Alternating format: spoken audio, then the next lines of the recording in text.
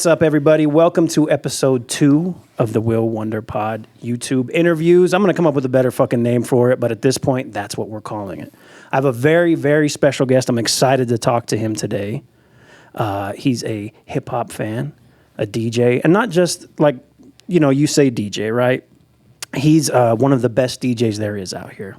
You might find him from time to time DJing for Real Salt Lake. He's a husband. Most importantly, he's a father to 3 girls. My guest today is DJ Erockalypze. Yo, Will, best intro ever. Thank you, man. No problem, man. Thank you. Thank you for joining me. I'm really excited to dive into your life. But before, like I had told you, hip-hop is turning 50 this year, August 11th. That's amazing. It's crazy.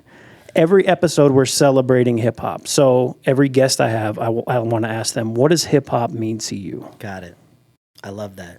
Happy birthday, hip-hop. Will, I'm also honored to be here, man, for real. Like, thank you. I know our lives have crossed paths a few times. Right. And, you know, we've had the same friendship circles over the years. And obviously we share a love for hip-hop, like you said, and passion. And I'm glad we get to do this together. Me it's too. like our real first like collaboration together. I'm excited. So thank you for having me. And what hip-hop means to me is, you know, I was thinking, I kind of anticipated, obviously, that we were going to do this because I've been catching up listening to your podcast. Oh, thank you. Be sure you subscribe. Yes. All right. If you haven't already, do it. All right. Help out. Be a supporter. Yeah. What hip-hop means to me is like, you know, I thought about the fact that like, the cool thing to say would be like, oh, you know, I've been since I was a baby, right? But like, I don't think that's realistic depending on your timeline, right? And like the years you've you grew up in, right? I discovered hip hop, I would say like middle of like elementary school. Okay. Mainly because of a few things like the radio. I grew up in the Bay Area in California and there were hip hop stations and DJs and all that. So from, yes, a young age, I was exposed to it, and I kind of started really getting into it when I heard it, right, on the air. And then it was also because of skateboarding. And I started skateboarding when I was like in 5th grade. And skateboard culture is also, you know, has a lot of roots just like hip-hop and DJing where I grew up. So, you know, popping in those VHS tapes of like 411 Video Magazine, right, they would put a lot of like dope hip hop in there. Right. So, you know, the radio taught me one thing, right? Mainstream hip hop, all that. But then it wasn't until like skateboarding that like really introduced me to the rest of hip hop, right? Like the deeper catalog. You know, obviously being an 80s baby, there was a lot of like East Coast, West Coast lean at times. Sorry. No, you're good. And clearly I'm out of practice. And hopefully you're just not wearing headphones when you're watching this. I just killed you. So sorry. It's all good. But, you know, those influences brought me in. And I think the beautiful thing to me about hip hop is that I feel like everyone has kind of a unique story like that, but a similar story. It's typically like an older sibling, or now it's like parents and even grandparents, right? It's wild. Because 50. Yeah. Right? But like, yeah, man, like hip hop means everything to me because it was the gateway into like, it was either attached to a passion I had or it brought me into that passion, right? And who I am today, a lot of it is DJ, and I'm grateful for that. And I owe it all to hip hop because it was those DJs. It was the turntablists that were inspired, you know, through that part of DJing. Right. I love that episode. I can't remember which one it was where you were talking with your homie about how much, like basically the chronological order the evolution. The evolution of DJing. Yeah. I thought that was so dope. And I learned a lot that I didn't even know too. Yeah. That's great, man. Thank you. Yeah, of course. Key One, my guy Mike. Key One. Yeah, that's right. Yeah. Shout out Key One time. I haven't met him. I need to meet him. He's a great dude. Yeah. Cool. He sounds cool. Yeah, he does sounds a like lot one of us. Oh, he absolutely is. Okay. Just a younger version. Dope. Oh, dope. Wow. He sounds so mature. He does. You sound more like my age. Like, damn. Okay, cool. Yeah. Hell yeah. Yeah. But yeah, man, hip hop to me is everything. And I owe so much of it because I've also made a living off of it. You know what I mean? And I've been able to connect with those people in it, you know, eventually in my life. And so, yeah, like I could get into tears, but it's too early in the video. You know what I mean? Like, we'll save that for a little bit later. Yeah, it's coming. You know what I mean? It's coming.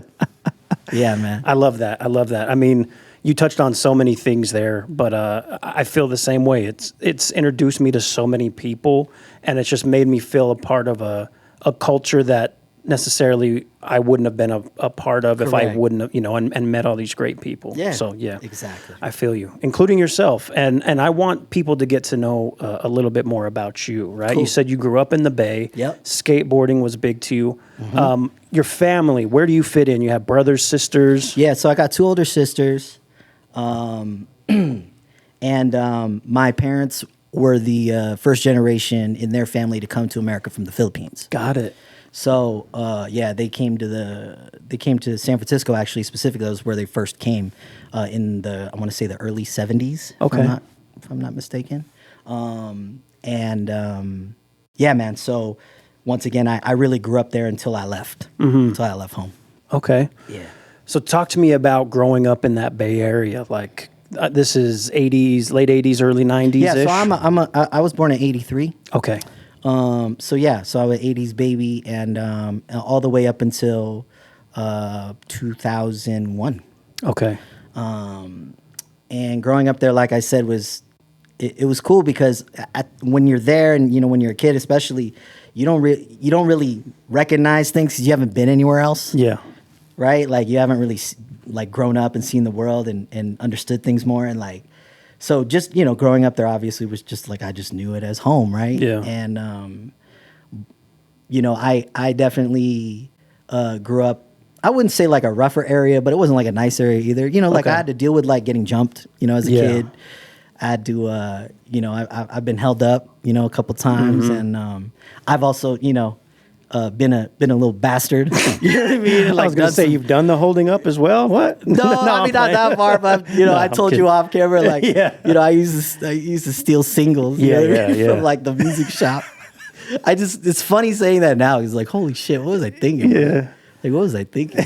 But We've all been there. yeah, I'm very grateful because one, like obviously it's known for so many things, right? And there's so much culture. It's very diverse. Yeah. It's funny, because like when I came to Utah in '03, I really hadn't lived in a place that's demographically unique as Utah, and I didn't realize it, right? Because then, I met my now wife here. She's from here. Okay. And she had never been to the Bay until I like proposed and brought her there Yeah. a couple times prior. And I could just see her eyes like opening up, Right. like where we'd go have lunch and just the room of people. You know what I mean? Just in San very Francisco. diverse and different. Very diverse. Yeah. You know what I mean? And but at the same time, I don't mean that in a negative, because like in Utah, I feel like being unique is who I love to be. Like it drives a lot of what I do, and I feel like special because I'm unique out here. Yeah. You know what I mean? Yeah. So You had kids early, right? yeah. So Yeah. how old were you when you had your first child? I was 17 going on 18. Okay. Yeah. So let's talk about that just for a moment, Cool. because I know I had I only have one child. He's 4 now, so I was in my 30s. Okay. And then even in that moment I was like, holy shit. Yeah. Right? So you being 17 years old, Yeah. what was that like? You have a child on the way. What was going Yeah. through your head? So there was a lot of things like going on, right? Like I kind of mentioned, I had a rebellious phase as I entered my junior high teen years. Yeah.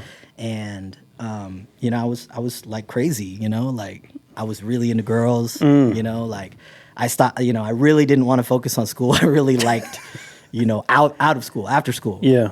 Also grew up in a very like crazy strict household, kind of typical Asian family, Okay. kind of vibes. If you feel me, you know what I'm saying. And so it just pushed more, right? Like of me wanting to like get out of the house and while out, And I think that was kind of it, right? Like it was a surprise. Like it wasn't like she was my girlfriend or anything. Like, Got it. And as a matter of fact, it was like she was living across the country, believe it or not. It was just like visiting Damn. to check out a college type thing situation. And you were just out there. I was just out there, bro. And it was like, this is where I want to say, like, it's funny, right? Because, I'm going to mention a lot of like, old, Yeah. moments. But like, we also grew up with the internet becoming a thing. And then like, you know, America Online was like the spot to get like, you know what I mean? Like the hook ASL, up. what's up? Yeah, ASL. that was like chat rooms and like instant messenger. Yeah. Yo, like that was the original Tinder, you know what I mean? And it was like it was not like, you know, like controlled or like there was zero. no one had any clue wild. what was going on. So yes, so I ended up dropping out before my senior year, getting my GED, leaving home for the first time, and against what actually my family wanted me to do. Okay. And I just packed up what I had, like some clothes. I had turntables, and I could only carry a couple crates of records with me, and went on a plane and went to the East Coast for the first time, landed in Maryland. Oh, man. And started to figure that shit out. That's the shortest version. Yeah, that's a There's lot. a lot of details. Yeah, but that, I mean, even that alone, you know, essentially like just not really knowing her, the baby mother, and then, well, I'm going to take responsibility and I'm going to go out there. That's crazy. At such a young age, a lot of guys would have ran away from that. I think too, it was like, you know, I will say as much as I don't have like a current, like me and my family don't speak. And there's a lot of other reasons why that I'm going to leave out. Sure. Yeah. But we don't need to get too personal. Yeah. But I will say that, you know, I was very motivated to like start my own life. Yeah. And I think that I'm thankful for that. And somewhere along the line, obviously I think my dad kind of taught me that whether he said it or not. Got it. There was always like this, be a man. You know what I mean? Yeah. Take care of your shit, be a man. Yeah. You know? And so I think that really also helped me get through it and figure it out, right? Step by step, which was fucking crazy. That is. Yeah. And I will say too, like, you know, my two oldest daughters are 21 and 18. And the whole goal, right, was to like make sure they don't make the same mistakes. Yep. And I'm happy to say that obviously they surpassed my 17 goal. You know what I'm saying?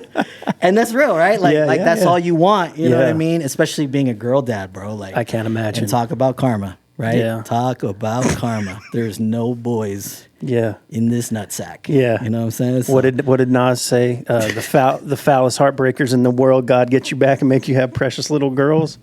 I have a couple of really close friends, my brothers, that I call them my brothers. We're not related by blood, but we may as well be. Yeah. And a lot of them have, you know, just girls. Shout out to my guy Chacon. He knows. Yeah. He knows the deal. But man, I can't imagine being that young and having a child and then just being like, all right, I'm going to handle this, which, you know, kudos to you. Cause like I said, a lot of younger dudes would have just, I'm not doing that. And because a lot of those things that I, you know, opened up and told you about, you know, I was working as soon as legally possible. Right.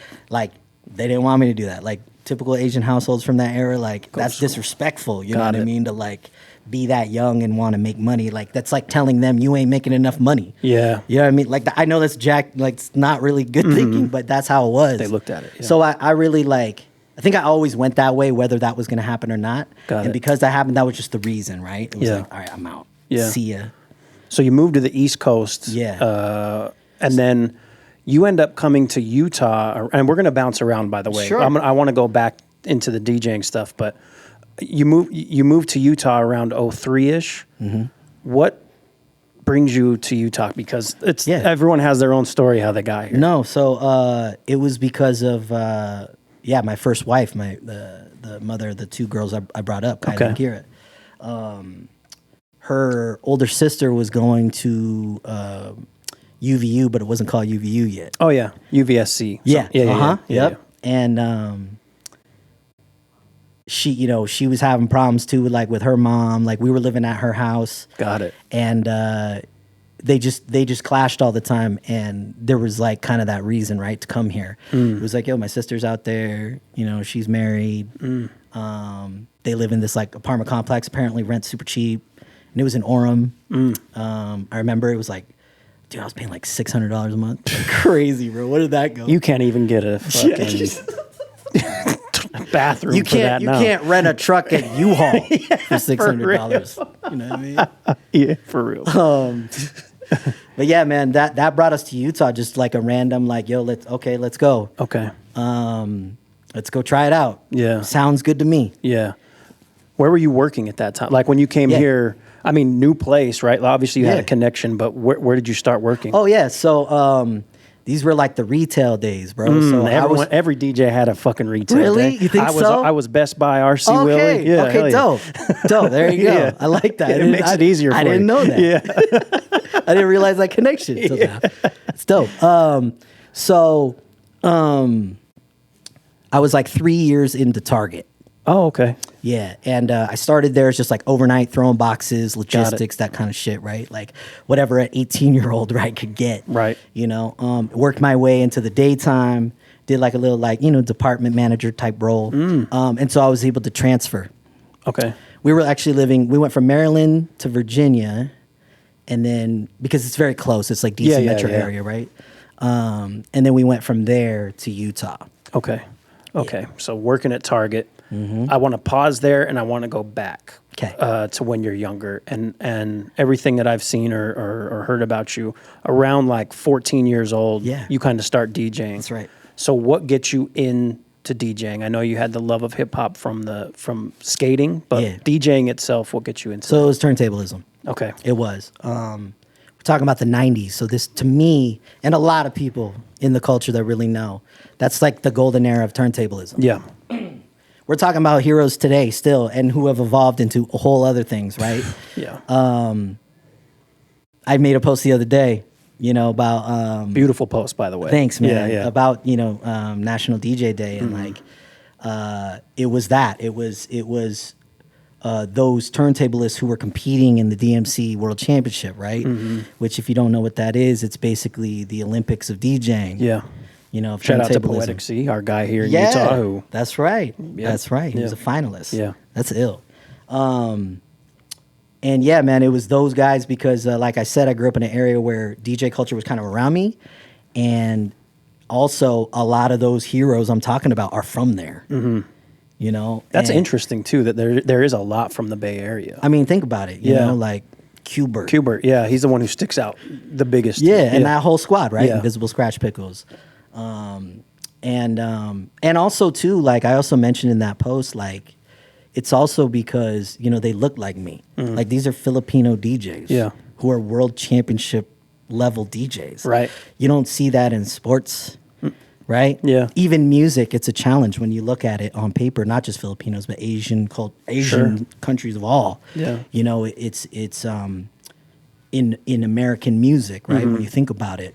Yeah. The first I'm trying to think. The first Asian MC I remember is Jin. There you go. That's Rough Riders. Yeah. Yep. So yeah, man, it was really turntablism got me into DJing. It was just what they were doing and like blowing my mind, right? Of like, oh, wow, it's not just to play music. Yeah.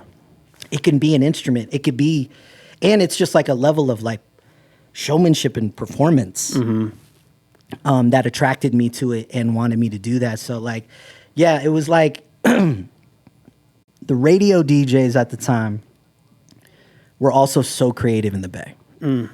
They were doing like mashups before mashups were a thing. Got it. And this was on like vinyl, 3 turntables live. Yeah.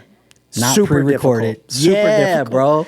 In prime times. And so like I kind of had different things pulling me in, I was fascinated by that and like, yo, when you turn on the radio for this hour, it sounds totally different, but it's also very like the same. It's weird. Yeah. And then turntablism is like, yo, like what the hell was that? Right.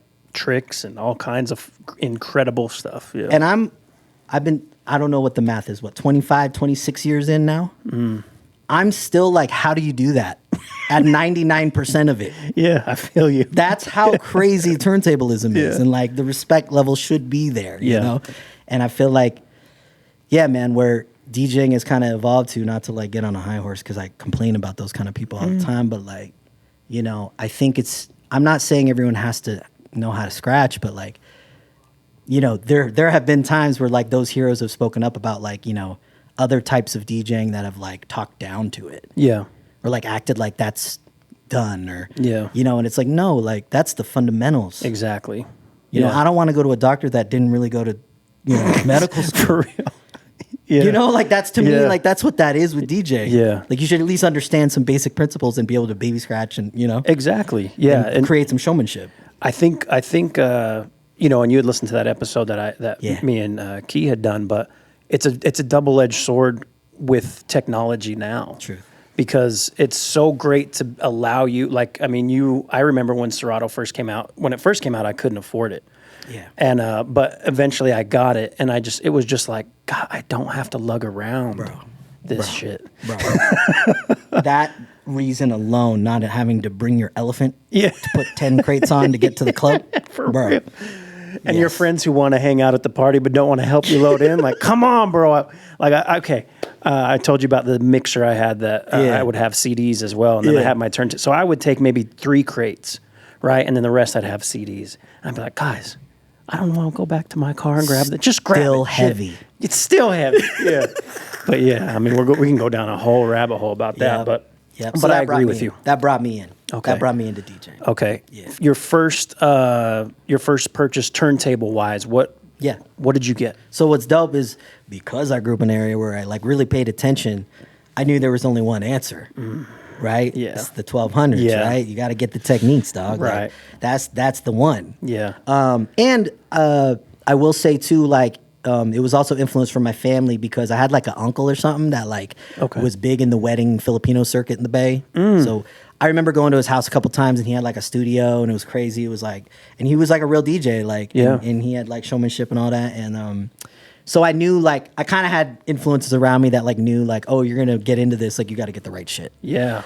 But That's great. Mixer wise, it was the different story because like you said, right? Like we're talking 14 years old. Yeah. The good news was that I was making a little money because even though you're supposed to be like 14 and a half or whatever where I grew up to like have a job, some places, you know, they were like, okay, close enough. Yeah, yeah. You know what I mean? Yeah, we're not going to double So check. I was already like, you know, trying to hustle, save money. So I bought one turntable, one Technique. Damn. And then a Gemini mixer. Everyone has a Gemini mixer. I had a Gemini too, I yeah. know. When you said that, I was like, God damn. Yeah. we are the same. Yeah.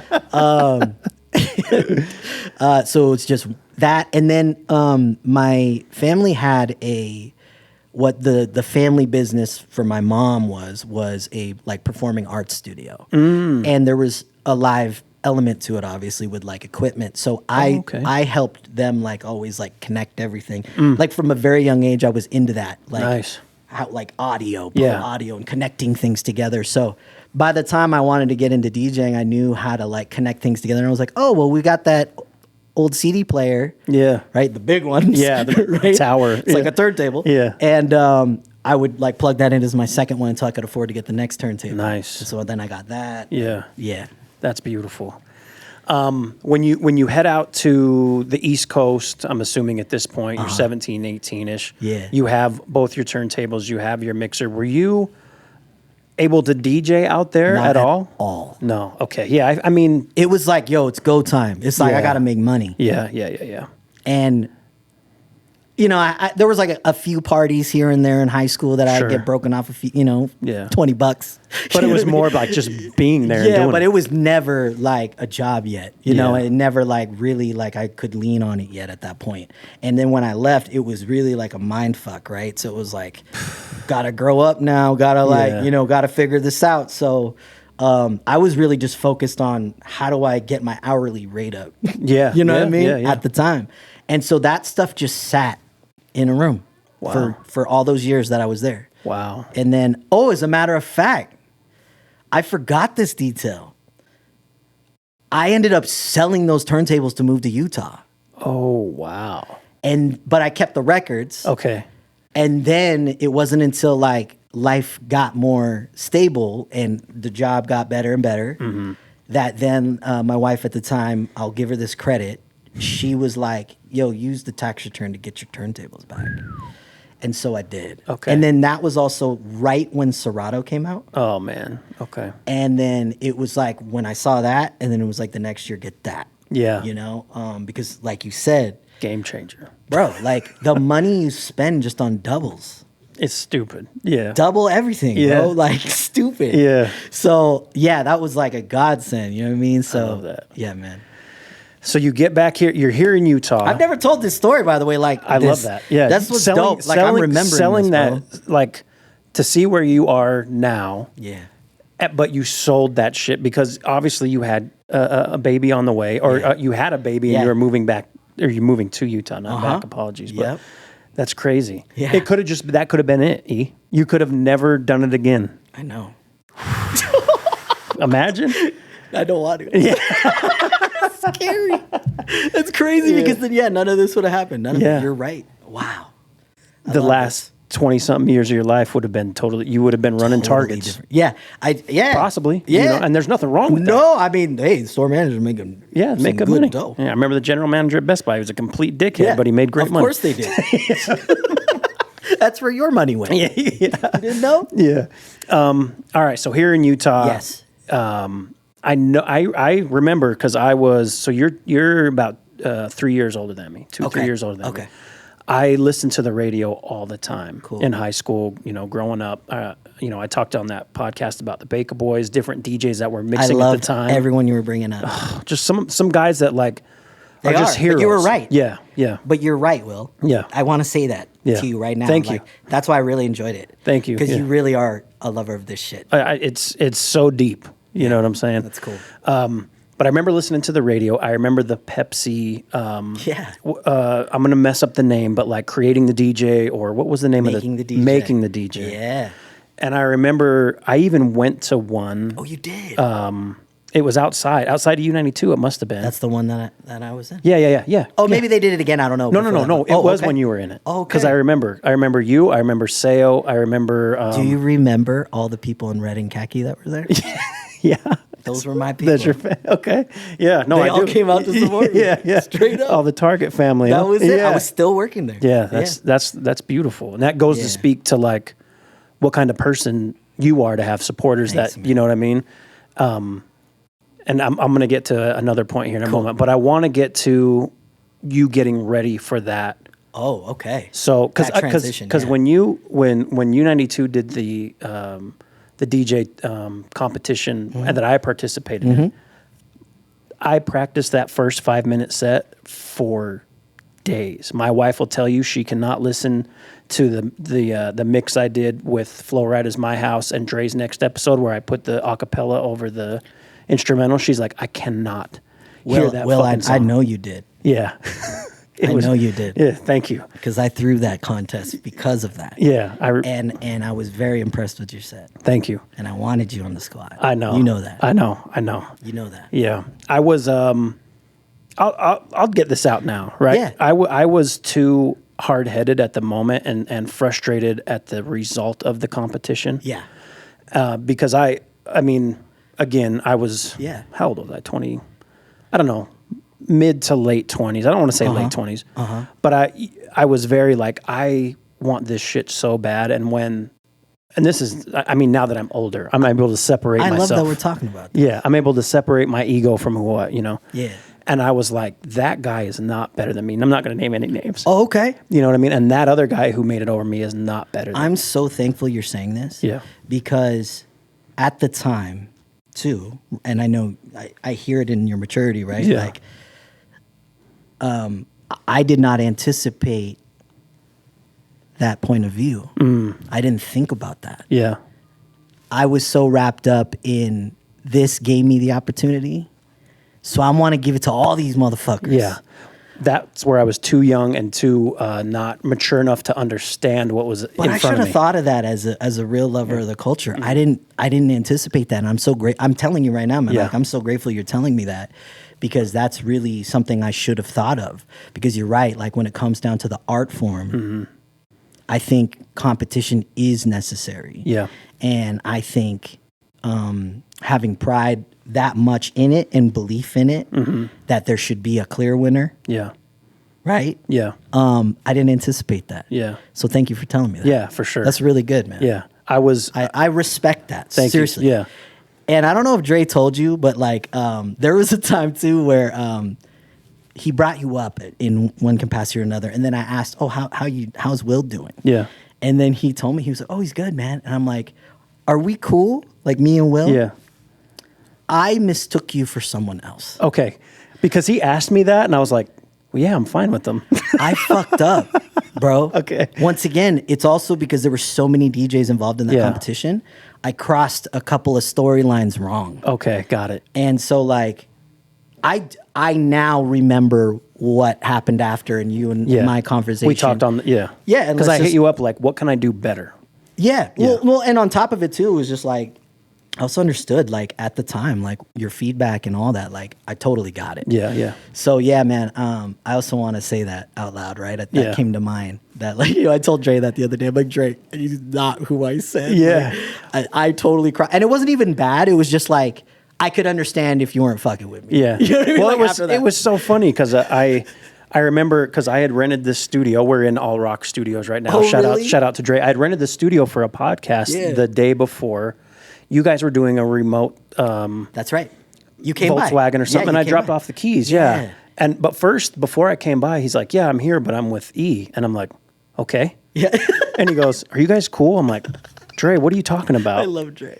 I'm like, "Yeah, why such a wouldn't good we?" dude. He is. He's honestly one of the most selfless, good people that I've ever met, and like I've known him since, man, 07-ish, around there, right? Because we were both in the hip hop scene. Yeah. But he's always been willing to help, and He's so mindful of other people's feelings. he is, and he's. If you ask him for critique, he will tell you exactly what he thinks you can do.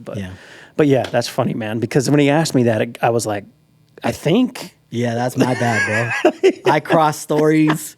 DJ names were intertwined Yeah, hey, somewhere. it happens. Maybe they were similar. I don't know. Hey, there was another Will there too, I think, if I remember correctly.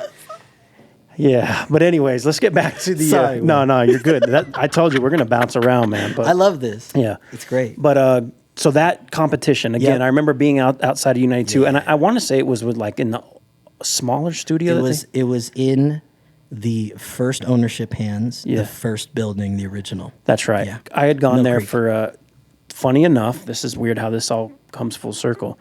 I was in a group called The Strangers. Okay. And I was the DJ, and I would help make the beats and write the songs. The MC, his name was Steady Rock, still a great friend of mine.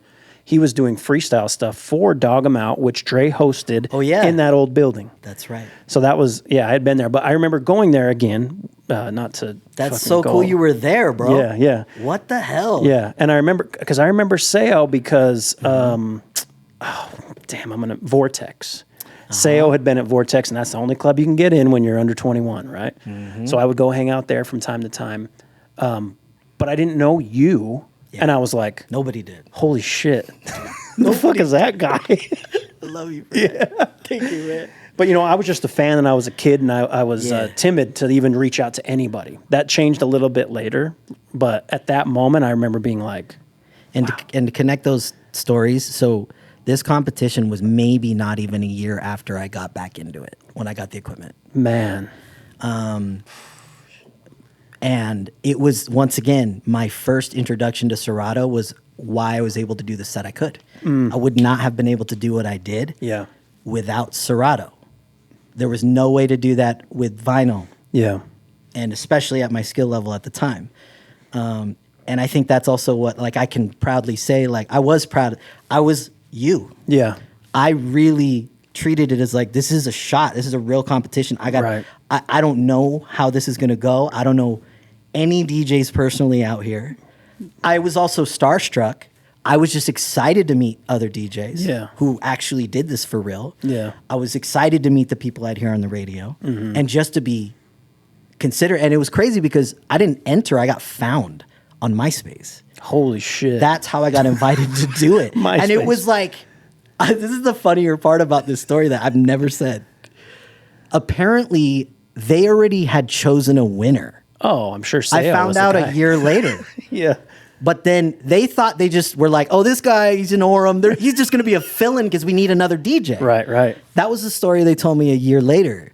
But then, I ended up winning it. And so apparently, like, a couple of the guys were really mad because they were told they were going to win it. You know what I mean? Like, and yeah, that's the That's funniest like detail I've never. Yeah, that's great. That's great. We're dropping gems with Will Wonder. I love that. You know what I I'm love saying? that. He's got the exclusive one. Yeah, Handsome Hands. Who were you talking to at the time, That's bro? right. Fuck, who'd you That's tell right. they was gonna win? Yeah, that's so funny.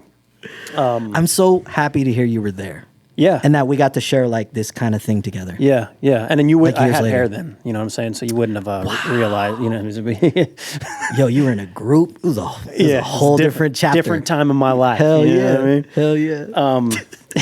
So you win that competition. Yeah. I would assume, and you can correct me if I'm wrong, but you're doing some on-air stuff, remotes. Okay, so this is the truth, right? Out of the blue, get the DM. All right, come be in this contest. You get to DJ for 30 minutes on the air at like 10 p.m. on Monday. Everyone else, the other three get to DJ, right? Same thing the nights after you. We all gather on the Friday outside the station. Yeah. Name the winner. And then you win a job. That's all that was told to me. I didn't know what that meant. Yeah. I was just like, cool. Hell yeah. And I'm in. Yeah. And I got to tell my shift supervisor at Target, I'm going to need to not close this night. Right. So then when I win, I'm like, okay, so what does this mean? And it's not even a job. Yeah. It's like, well, we'll make you an independent contractor and you can do remotes. Right. And I was like, all right, That's cool. And because to me, it was like, I couldn't already believe that I won something like that. I couldn't believe that, like, the poetic C in the morning raised my hand. Yeah. Like he was holding my hand, bro, Yeah. and told me I was the winner that night. And that meant everything to me, especially because, leading up to that part in my story, right? It's like, I believe I'm just going to be an hourly employee for the rest of my life. Right. And I'm just going to hope to God, that we could pay the bills. And then even, that's why I was so also susceptible to, like, I'm not going to say it's a shitty deal, but it's just like no deal, right? It's just like, hey, now you get to prove yourself some more. Exactly. Right? Yeah. And that's like radio, right? Like Yeah. that's really radio. And so I was still so just, okay, I'm going to maximize this situation. I'm going to be the guy that says yes to everything they ask me to do because I want to see where this can go. Mm-hmm. And I did that for 9 months. I did just every remote, every car dealership, Yeah. pop up I could. Haunted houses, and it all paid that. a whole $50. Right. You know what I mean? Yeah. And then you get taxed because it's like $10.99, right? So it's really $15. Yeah, right. for real. And I'm driving up from Orem, right? And everything when it comes to radio is in Salt Lake, right? So, so that was 9 months of that until the program director at the time approached me at a remote. Okay. And was like, "Hey, man, like, I really love how creative you are, right? With, we give you a list, and not only can you follow it, but you can make it fun and different, Which is very challenging. Yeah, Yeah. And I think something they were missing. No Yep. disrespect to the guys who obviously paved the way before Yeah. me at that station, that brand that means so much to me. Those guys will forever be, OGs to me. So I don't want this to get misconstrued, right? Yeah. But I do think that because their reactions were the same to me as well. Mm-hmm. And there were a couple guys on there, who were OGs who were kind of like, what makes you so fucking special, right? Right. Like they were kind of upset, right? Yeah. That like I'm this guy who no one knows at all, Yeah. has never done a club in his life, like Yeah. any of it, right? And I think what I'm so grateful for is once again going back to like the influences growing up with DJing and what it became for me and the style I developed was unique to that situation at the time. For sure.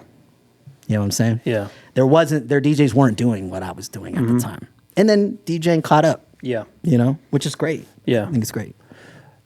What is the transition like to just doing the remotes to becoming more of an on-air talent? Yeah. So, okay. Yes. Sorry. So he approached me and was like, "Hey, do you want to do our first ever drive time, prime time, Monday through Friday mix?" Because Is this Kevin Cruz? Who is this? Is this This was Brian Michael. Okay. Yep. Kevin worked under him. Okay. Yep. At the time in the first ownership. Yep. And so he approached me and was like, "Hey, let's, do you want to do this?" I'm like, "Yes." Yeah. When?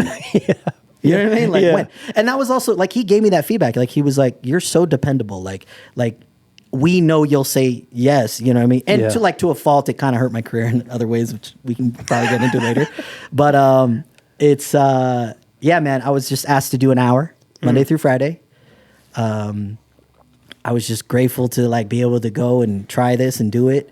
I did that for many years. As a matter of fact, the whole first ownership, that's all I did. So I was still just considered a contractor. Wow. Got paid a $10 an hour fee once a day for 5 days a week. Yeah. And I was dedicating that time. I was leaving my one job, go do that because they were cool at Target and they were like, go do it, you know, all good, come back, close, you know. Yeah. And then that turned into a couple clubs calling out of the blue like a year later, asking, you know, oh, hey, we hear you on the radio. Will you come do this? That started my kind of club career. And then it wasn't until the second ownership, and we're talking now 8 years in, that programming staff changed and it made way for me to become a full-time employee in the programming department. So that was the transition, right? It just started as DJing a show 1 hour every afternoon. I didn't even talk on the mic ever. Yeah. That first 8 years. I remember hearing you DJing, but yeah, never the voice. Yeah. And it's crazy to think, man, like say all this out loud. Sorry. It's just a lot of, Oh yeah. I mean, it's a lot for me too, because I broke up with it last year. Yeah. And it's still, to this day, something I'm like learning to grow out of. yeah. Because it was like 17 years It's of a lot. dedication. And like I told you, when it's like the first 8, it's just passion driving it. Yep. It's touchy points, but it's good points. And it's great to say it out loud. Yeah. Yeah. You get into the, you said kind of like when do you move to that program director role? Because you did that twice? Or, okay, so the first time around. So it started at the second ownership. Okay.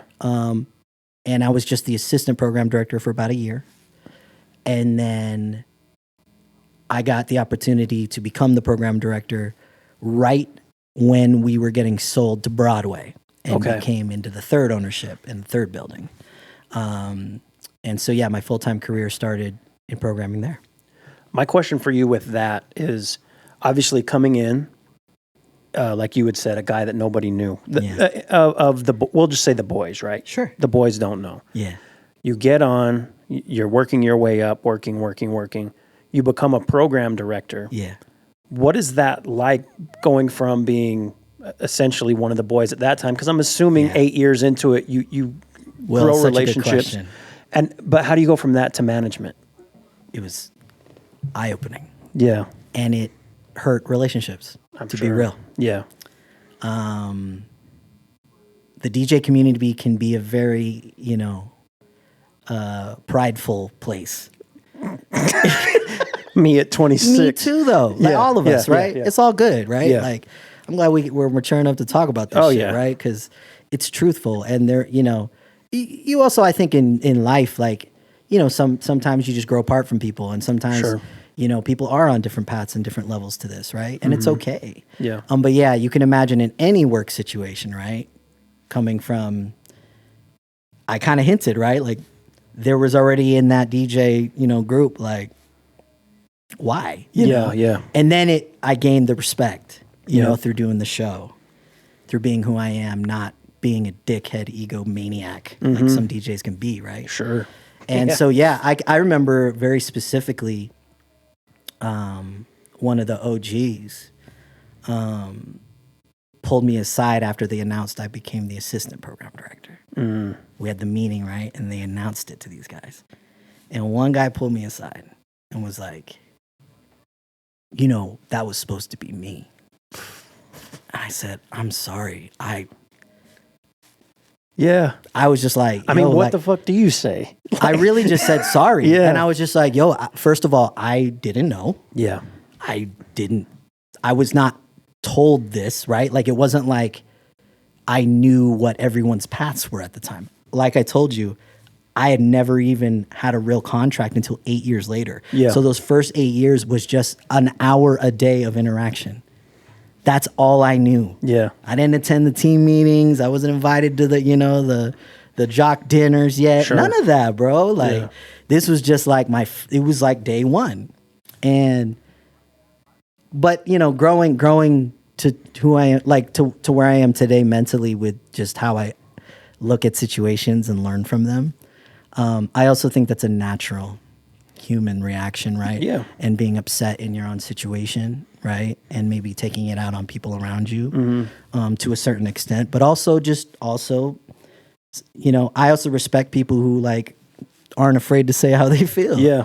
You know? For sure. I think I've also grown and learned how to become that more for myself. And yeah, man. So yeah, there was some friction for sure. There was some upsetness. And it, you know, it fractured a lot of relationships. Yeah. Yeah. For people that are watching this that don't truly understand the role of a program director, there's a lot that goes into it, but just could you give like a basic overview of what that is? I mean, so it's like, you know, the person in charge of the station. Yeah. Right? The brand. So that's from staffing to sales and marketing, promotions, to scheduling the music, selecting records, rotations, maintaining relationships with partners like record labels and artists and managers, creating shows. It's really like, you know, it's like in retail, right? It's like the store manager. Yeah. That's what the program director is for radio. Yeah. Explain a little bit, because, you know, you always had the people who, and I, when I was young, 14, 15, was this way too, where you'd be like, I'm hearing the same music every hour. Like I can believe it or not, guys, that's the number one complaint radio. Believe it or not. Yeah, for real. So why is, you know, just for people to understand why that is. So that's, you know, I only like Psy because it's something I battled with. Yeah. Because when you think about DJ culture, it's about breaking. It's about introduction. Yeah. It's about teaching. Yep. And like shows you mentioned on that podcast, right? On that episode where you talk about the Baker Boys. You're talking about Funkmaster Flex. There was obviously a program director who was brave enough to allow and let DJs be DJs. I come from that cloth. That's who I am. That's what won me the gig. Yeah. Right? Was being that. So at the same time, it's interesting to think about, right? And talk about it, because that was always a struggle for years and years and years, was like, why does radio have to be this way? Well, I had to learn why. And just like most things, you know, capitalism, right? Like making money, right? Yeah. Like the business aspect can fuck up the artistic part. And so, yeah, radio became very repetitive because of where the rating system came into play and how it came into play and what data it brought to the table and convinced people who own and run these stations and programmers across the country. They're basically being told that people only listen to radio. Even back when I used to record radio for hours because there were mix shows that I listened to back at home, that I would tune in specifically and hit record on my boombox. And in hip hop, right, especially in hip hop culture, like you just know like how much we love this shit that we will tune in longer than what a fucking device or whatever you want to say, or whatever conglomerate like Nielsen will tell, who also does ratings for like TV and other things, right? The rating system I blame for the death of a lot of creative and radio. Yeah. So yes, there's a system at play that the analytics tell you, well, people only tune in like this, only in their car. And I think a lot of that's somewhat true now in today's market and world. Yeah. But it didn't used to be that way. It used to not be that, and it doesn't have to be that way. Yeah. I don't believe today that radio has to be that way. Yeah. And that was always my vision, was to like change it, to make it not like that. And so that's why I sigh, because I heard everyone telling me that, right? I'm that. I say that, right? Yeah. You're sick of it? You think I'm there 10 hours a day. I gotta hear this fucking song 12 times a day. You know what I'm saying? For real. And especially even when you check in at night, like make sure everything's going fine. So do you get what I'm saying? Like, because the analytics would say, well, you only have this much time. You have to play the biggest records, the hits, the analytically big, poppin' records. That distorted now, a lot of the theory and a lot of how they program. And so I came in really, I like to say at kind of the wrong times. Like I should have had the shot earlier, right? When things were more open and more understanding to like not listening to a piece of paper or a machine telling you what, this shit should be. And that's why radio is so repetitive, because they're like, well, if only people are tuning in every 10 minutes, how are they going to hear that song unless we play it every hour? And isn't that like the stupidest fucking theory ever? Yeah. Because oftentimes the ones that are really checking in, sure, you have people driving to work. Yes. People driving home, maybe on their lunch hour. But if you're listening to the radio, like if you're really listening, and like me as a 14-year-old kid, you're like, I heard this 45 minutes ago. In a world where you can literally now pull up any song you want in seconds, in a world now where you have it in your pocket all the time, where we as DJs wished we could find that one record that you heard. And you don't even know what it's called because there's no Shazam. Yeah. There's no Google. Yeah. You know what I mean? Like you just wrote down the lyrics real quick, like some of it, and you're hoping you're going to catch it. Yeah. Right? Oh, man. What a time. Yes. That is why. Yeah. Yes. And I mean, and you have to answer to the people that own this company. Yes. Sorry. Yes. So that's on top of all of that shit. Yes. They're the ones looking at these numbers, not really. And to be fair, they may be older. They may be people that don't even really fuck with radio, that just have money. Bro. You know what I'm saying? That is what's happening. And don't understand hip hop as a whole.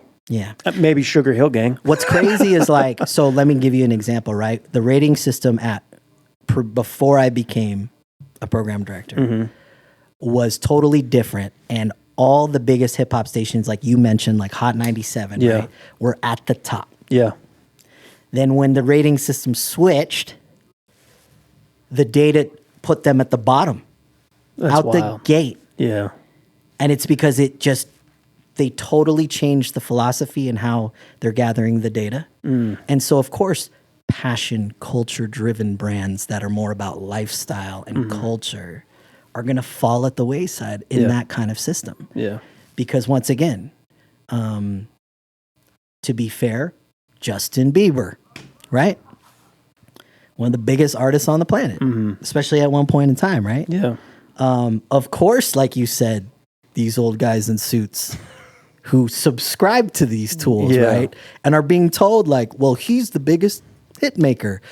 That starts to distort those places. Yeah, their grandkids are listening to Bieber. Their 13-year-old. Yeah, yeah, I get it. That's tough. It's a tough position to be in. And it was also an amazing experience. That's what I want to get to. Like, because obviously there's the business side of things that can or... Which anyone who's like really into art, like I am, like... You're just always going to hate that, right? I'm probably killing all my next week interviews right now. This doesn't come out till February, so hopefully you get the job. Okay, great. Hopefully I'll get it first, and then they'll fire me. Then fire me. like, oh, at least I got a check. File for unemployment afterward. Correct.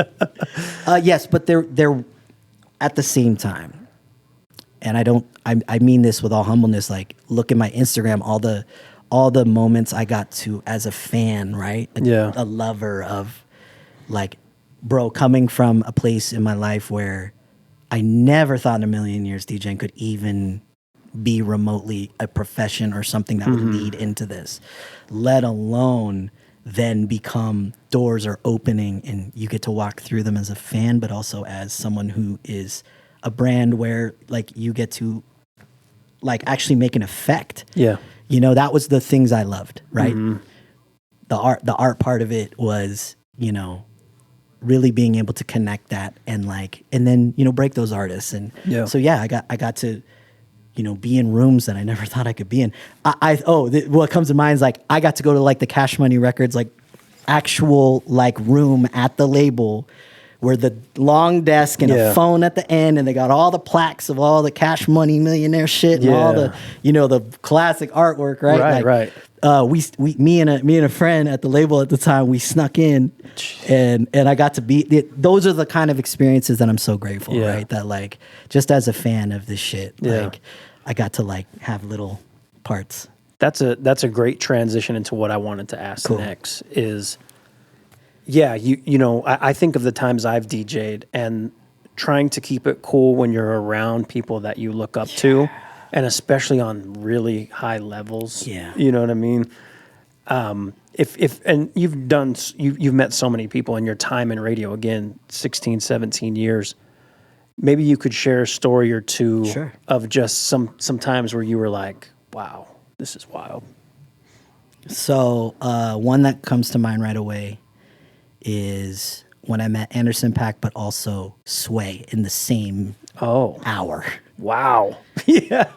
That was crazy, right? Because one, I've been an early Anderson .Paak like diehard fan. Yeah. Knew just like his artistry and just the music he creates and just his abilities, right? Like his drumming ability alone, not even just his voice, and he could also spit, and just really obviously is a student of this, and it really wasn't even the Anderson part; it was the Sway part. Oh yeah, in radio, forget it. For Sway, the Sway part was crazy because we were basically in line to say hi to him. And it was on a rooftop at this like his album release, Anderson's album release. And because I ran into Sway, I got to tell him how much he meant to me and how much he really inspired a lot of it early inside of me. And I mentioned all his career points, including when he was doing radio locally in the Bay before MTV, right? And he cried. Damn. And I cried. Wow. And then he gave me the biggest hug, and we exchanged info. And I could tell, even at his level, right, which is just through the stratosphere, right? Everyone knows who Sway is. And he's always just stood for something so good and like real. Even in those like situations where conglomerate, right? Like I mentioned earlier, right? To be able to tell him that and then him reciprocate and like really say like, wow, man, that's really fucking crazy. And I'm touched by that, because I was the PD at the time, and in the industry, it is a big deal to be a PD, because you're like one of how many stations on the panel, which is 50 total across the country, that actually affect if they get a #1 record, right? If people actually will stream their shit in, at certain times, right? Not always. It doesn't dictate, but you know what I mean? Like it influences and adds to their success. Yeah. And so, to be able to be in that role at that moment, in that day, and I met both of them like that, and then be able to have that forever, it's crazy. Yeah. It's crazy. There's so many. Another one is Chappelle. I just want to say Oh, shit. It. Okay. Well, you're just going to do that, huh? Yeah. I got to DJ for Dave Chappelle. And it was at a Bravana Hall, and it was like crazy because it was like a test show. He wasn't even planning on doing it. Oh, wow. He had just got back into touring. Okay. After that huge sabbatical. Yeah. And so he was testing markets. And so because they were obviously crossing over, Vegas to whatever, they were like, well, let's try in Salt Lake. And so his team reached out to like record label execs and people they trust to like tell them like, who should we hire to DJ this? Because obviously this isn't planned, so he can't bring his normal DJ to this. We're just gonna do this. Who can DJ? And my name came up. And so they hit me out of the blue, his team, and we're like, hey, you want to come? I'm like, yes. And so it was literally 2 days later we were doing it. And because they announced it like Monday evening and it sold out in like 10 minutes. Yeah. And I will never forget that because one, I've always been a huge Dave Chappelle fan. Right. But I also like have similar interests in hip hop taste wise that Dave does. Yeah. So it was like a perfect thing for like perfect challenge. Yeah. It was like, oh shit, like now I get to curate an opening set for Dave, and then he's going to come out to it. He's going to hear all this. You know what I mean? Yeah. And then what I didn't anticipate was as I was packing up, he came out. And if y'all think I'm lying, you can hit up Latu because he was with me. Okay. He comes out of the blue, out of the curtains, out of nowhere as I'm packing up all my shit. And then we got to have like an hour-long conversation. Oh, that's great. And then it almost led to an after party in his hotel. Shit. And his manager stopped it. I was so mad. But I also, like, the truth is I get very uncomfortable about, I feel like I'm like bragging. Yeah. And I don't want to come off that way. I'm not like a name dropper type person. Yeah. I hate those kind of people. Yeah, you know, yeah. like I just know that, like, you know, if you're about this shit, you'll appreciate these stories. 1,000%. And so I hope that's made clear. You know, like, Yeah. I'm so thankful for that moment because once again, that's another moment that I'll just cherish forever. And I have a little photo in my, you know, studio space in my basement of all these key moments that I'll have forever. Yeah. When you write your book, bro, think about buying your first turntable at 14, what it leads to, you selling your turntables, coming, you know, to Utah. Who would have thought Utah had a hip hop scene? You know what I mean? Bro. You coming from... Oh, I'm so glad you said that. I want to say this right now. Yeah, I came into the market not really in a music, you know, kind of like vibe, right? Yeah. But as I started DJing, you know, out here, I learned very quickly how dope the hip hop community is in Utah. Yeah. And how, like, honestly, like kids out here know more about hip hop than kids I grew up with. Mm-hmm. Like, for real. Yeah. Like, I really learned a whole lot more about the underground hip hop scene because of the community here, not anywhere else I lived. Yeah. That's crazy. So put some respect on that, man. Utah knows. Yeah, that's what I try to push. Like, there are people here that love it and that are really entrenched in the culture and actually are doing things behind the scenes you don't even know. Yeah. And have produced or recorded just, Exactly. you know, in their studio. Yeah. People don't know. Yeah, it's beautiful. One question I want to ask you about, and I had struggled with this a lot as a DJ, the highs and lows. You DJ for Chappelle. And then, you know, and at that point in your career, you may have been more comfortable with it. And you may have been able to go home and just be like, all right, I'm going to head to bed now. But a lot of younger DJs, and I suffered with this so much, where you have a great show or whatever it may be, or someone comes through and it's, you know, a famous person and they give you love, and then you go back to your normal shit. Like, how did you find a way to handle that? Because it's not easy. That's, you know, what's wild, bro, is like, I think it was easy. Really? Because I think for me, it was never about like, oh, I get to post and say I'm DJing for Dave Chappelle. Sure.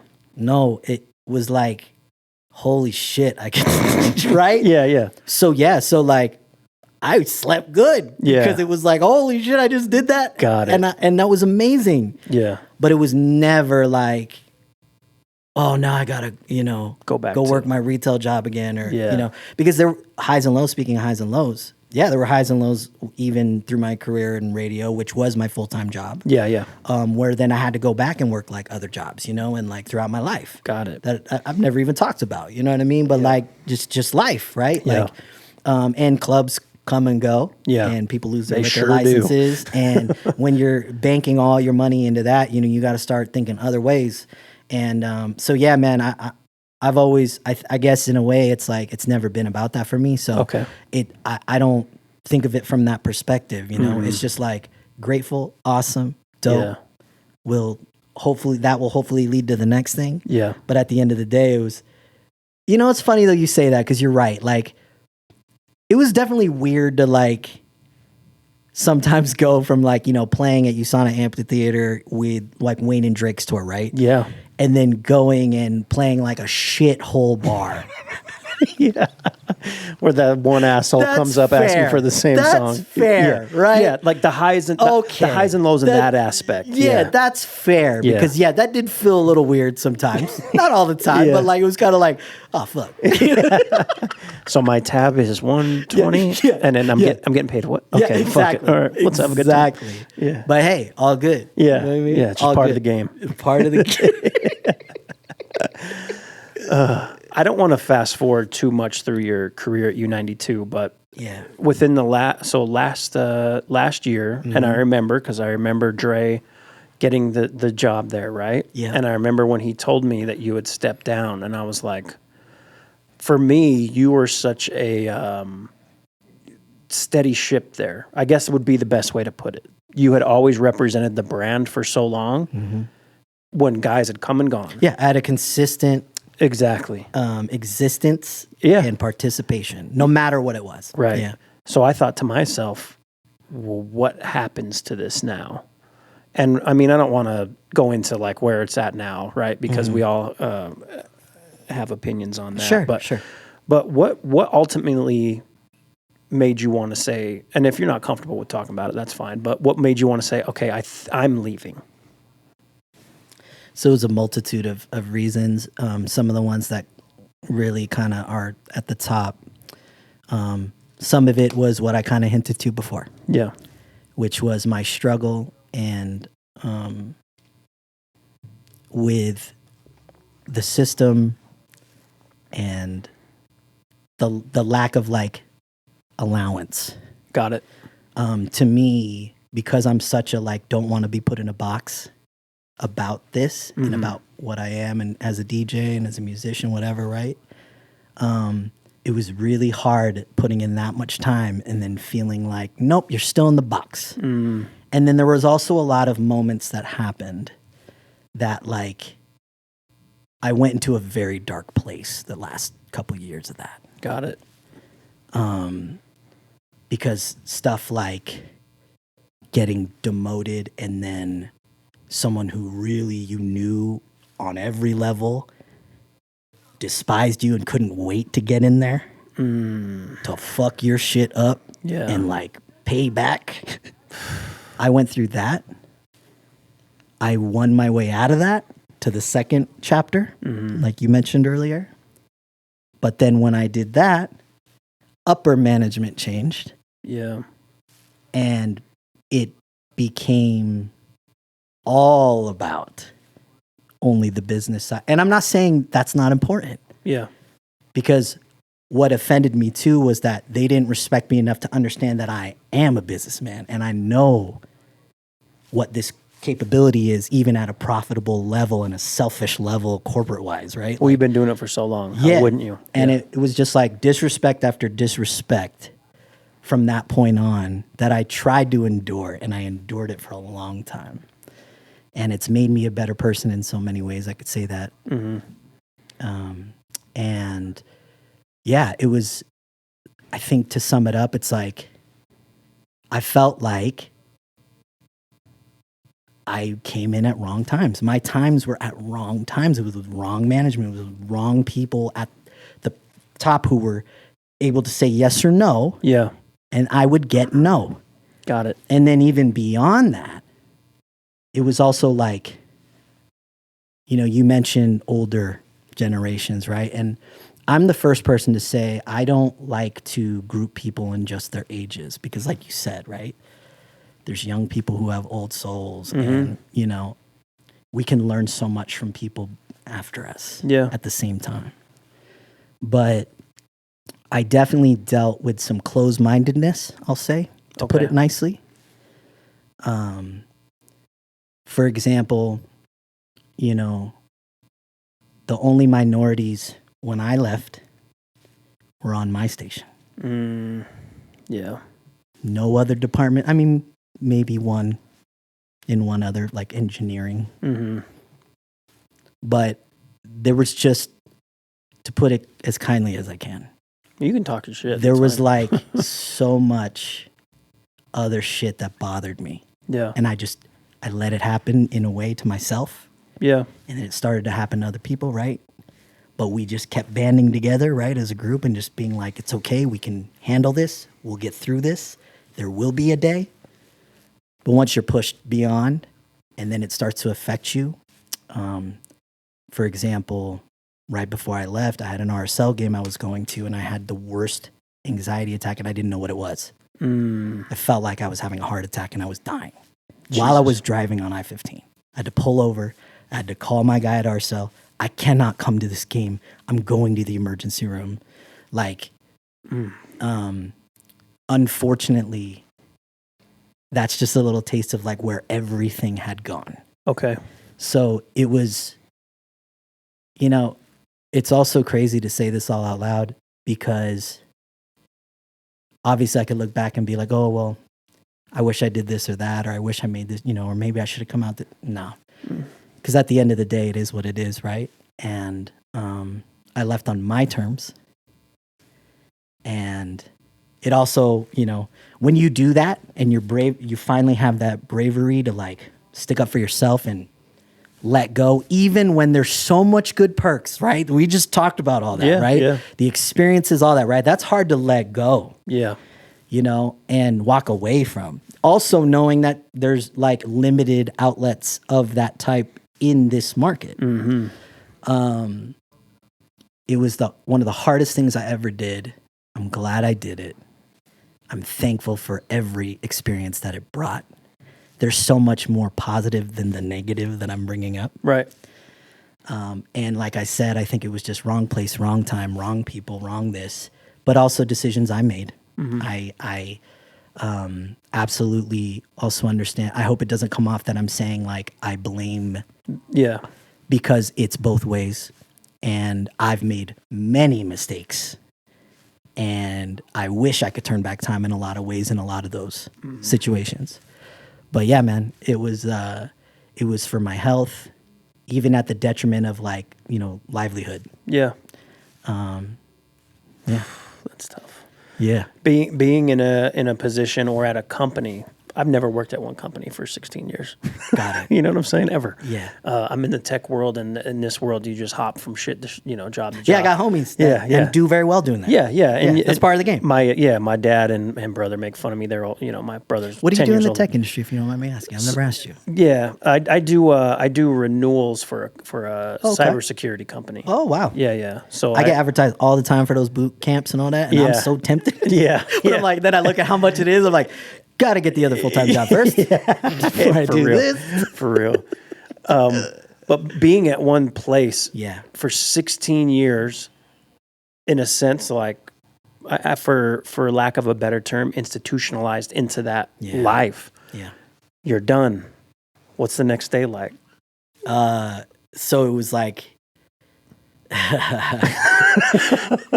it was wild, right? Because it was like all my favorite parts, right? The connection I'd built over the years and years and years with listeners, with supporters. And I still to this day will get a DM or a comment. As a matter of fact, that DJ Day comment I did, there was one woman who was like, why aren't you on anymore? I get it to this day. Wow. And so you can imagine, right? Like the next day was tough, man. It was like a lot of, it was love and hurt, you know, at the same time. And then it was also like, obviously a huge change for us as a family. Yeah.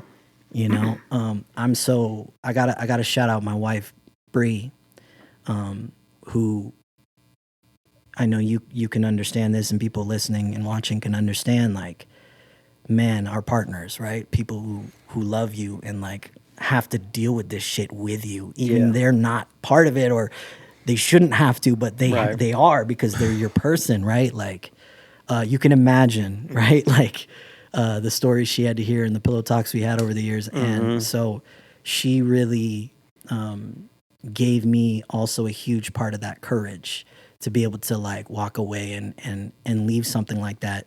And then also say, like, you know, we can do this, and I got us, man. You know, like, so I got to shout her out, because she really, I give her that credit. Like, she gave me that. She finally gave me a way out.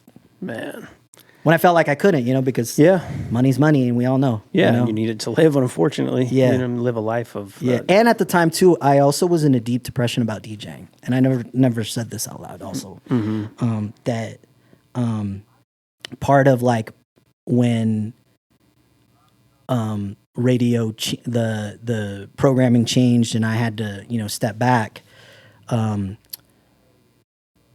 part of that change was like making sure, because that person knew that I'm a DJ and that's what brought me in. Yeah. And so we were mixing all over the place at that point. Yeah. We were mixing an everyday part. Every day. Yeah. And then to bring all the DJs in and fire all them at once in front of me and, puff up your chest and act like, oh yeah, you're going to hate this shit. And you're never going to DJ on this radio station again. That was part of that experience that I went through. Ugh. And so you can imagine, right? Like, I'm a DJ. God. So now you're taking away my identity. Yeah. And so even though people stuck with me, I wasn't DJing on the air. Mm-hmm. I was DJ Erockalypze, not DJing on the air for years. And so, there was like... The next day was hard because it was like this realization of so many things. Like, damn, like, I put my love and everything aside. Yeah. And it wasn't until I knew I was leaving that, like, I leaned back into it and remembered that that's who I am. Yeah. So the next day was crazy. And it's been like, I feel like it's still the next day today, but in a way, it's been, I like to call... So I left in like end of April last year. So it's been 7 months, something like that. I call it my 7 months of like healing because I've had to really like take myself out of dark holes with so many demons like that. And thankfully, once again, like I said in the beginning, man, I love hip hop. Yeah. Thanks to this art form, thanks to this shit that I really am into and what brought me to all this in the first place. Amazing you can lean back in even if you've stopped because you're so depressed over it and it makes you like you don't even want to get on the turntables because you're so discouraged and so but I know it sounds crazy because now you look at all my stuff, like you would think I never stopped. You would think like the passion, because it didn't, it really didn't internally, but there was like those last few years, I did not DJ. I didn't DJ out. I didn't do anything with DJing. Tough. Except for just like when I finally like woke up and was like, okay, today, you know what? I fucking hate the sales department today, so I'm gonna lock my door and I'm just gonna create a routine today. And that's why like I love today and like where DJing has gone on the internet. Yeah. Because like that's like what is feeding a lot of the culture online right now. Yeah. And so it's like, that's what I love. Like, I love coming up with a little 60-second something because that's how I DJ. Like, I have crates and crates, right, of like little mini kind of trick sets that I can incorporate into my live shows, that makes it more fun. And, and so I hope DJs, if you're watching, right, like if you're creating the content right now for the reels and all that and YouTube, don't forget to incorporate that into your sets. Yeah. For sure. Take that creativity and put it in there. That's what it's for. You should be doing that. You know what I mean? Yeah. So I think that leads us to, what are you doing now? What's up with E-Rock now that you're not the radio guy? Yeah. So it's been fun, man. Like I said, I've just fallen all the way back in love with my passions. So, now that I have more free time, I've been able to refocus back into that. So, for example, I mentioned earlier that I wasn't mixing, right? I wasn't creating mixes. I looked last year and I was so proud of the videos I made because, when I did leave, I was like, okay, I'm finally going to listen to my friend Dre. Right? That son of a bitch. Dre been telling me, where the fuck is your shit? Why aren't you once every 3 months ain't enough, bro, for me to see a video that you drop. Yeah. Like, so then, I channeled all that energy into, okay. Yeah. I'm gonna now not be shy. Now I'm gonna hit record. Like, why did I buy all these cameras? You know what I mean? Yeah. If I'm not gonna, just do it and like create. So that's what I've been doing, man. I've just been like being as creative as I can. It's led to, I'm so thankful that I was able to get my name out there enough that even when, before I used to think I'm the radio guy, no, like I'm still getting booked organically in my DMs through people who know so and text me. It's been beautiful to be able to fall all the way back into DJing and do it and make some money here and there, bring in some checks, but then also have the time to be able to create and get these ideas out and off the ground. I'll tell you right now, a lot of stuff I'm doing this year, so last year I made a goal to make a lot of videos and get my content up. I went from like no TikTok to like, okay, how do I get a TikTok? Yeah. What do I do? To growing it to where now I can go live on there, right? Because you have to have 1,000. And so there were a lot of those kind of goals last year. Got it. Then as I was going into this year, I was like, holy shit, the only mix I dropped was like when I'd go and DJ at RSL and record it. Yeah. Which I love those, by the way. Thanks, man. And speaking of which, by the way, I brought you a gift. Oh, shit. You're a hip hop head. Shout out to my fam at Bump Box in Real Salt Lake. This is their wireless Bluetooth speaker / pager. Ooh. All right. Okay. And so you can link it to your phone, and so when someone calls you, it's like a beeper. Oh, I love that. Yeah, and you can play music through it. I knew you would appreciate that. Oh, thank you, bro. I appreciate it. Thanks for the shirt, man. Yo, grab the Will Wonder merch, by the way. The shirt's off camera, but it's ill. Thank you. You need to get that. Man, I love that. But yeah, I'm still with RSL as well. Yeah. So I'm their official in-stadium DJ. I'm so grateful for that. This season will be my 5th season. Wow. And that's also been a roller coaster. And oh, by the way, I want to shout them out because the week I broke up with radio, I had a game that weekend. And when I walked into the production area where I set up, all the camera people, all the board operators, the people who run the sound, to the guy who you hear the voice of, in the stadium, they were all standing there waiting for me and like applauded me. Oh, that's awesome. Because they had heard what happened. And there's also like a breakup story with RSL and the owner of Broadway. Oh, yeah. Over the years. And so there's a lot of either ex-employees as well, like me, or just, an affiliation of knowing what it could be like. Yeah. And they made sure I felt special that week, and like that I was loved there. That's awesome. And that and it's because they let me fly. Yeah. They don't tell me what to do there. Yeah. They're like, oh my God, we love what you do. Just do that. Yeah. It's beautiful. And that's what DJs want. Exactly. Just freedom to be you. That's what DJs want. Yeah. And so I'm still with them. Can't wait to start the next season in March. Playing in front of like 23,000 plus every weekend for a season is like the most amazing experience. And it's not just like a bragging about the number. It's just knowing that you get to move that many people.